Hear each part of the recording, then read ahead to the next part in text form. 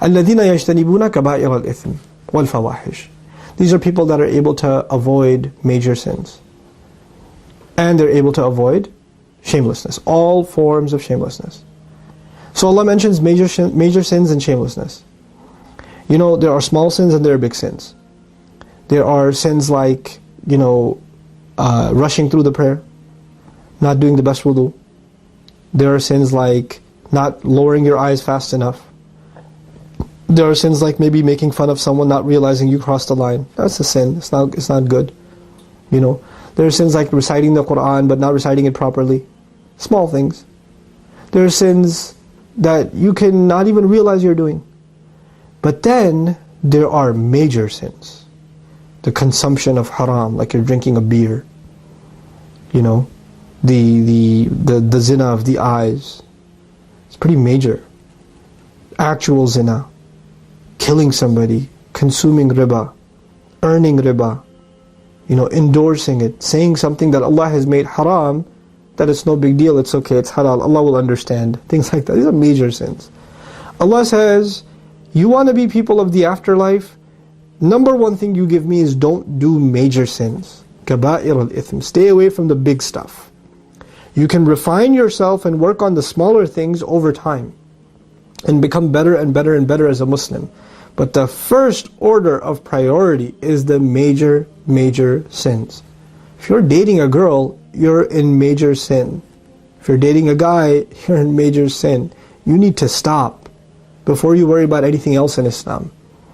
If you're addicted to pornography, you're in a deep. This is a deep problem. It's a deep spiritual problem. You need to get away from it, because the zina of the eyes will lead to other kinds of zina. You need to stop. That is the first thing you have to address. If you're addicted to alcohol, if you're taking drugs, if you're smoking weed, if you're doing pot, or worse, you know, if you're doing this stuff, you need to stop. If you're stealing money, from your parents, if you're stealing money from your job, you need to stop. If you're investing in what you know are haram industries, and you're making money in a way that you know is not, permissible by our deen, you know. And if you're like, oh, I'm in an innocent business, I'm in real estate. Okay, that's innocent enough, but I rent out my warehouse to a club. Okay, you're not clubbing, you're just renting it out to them. You are perpetuating evil.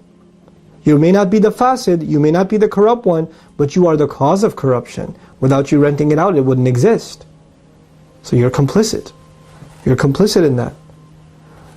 Stop doing the major stuff first. And then the second line of defense, personally, wal fawahish, all forms of shamelessness, you need to stop.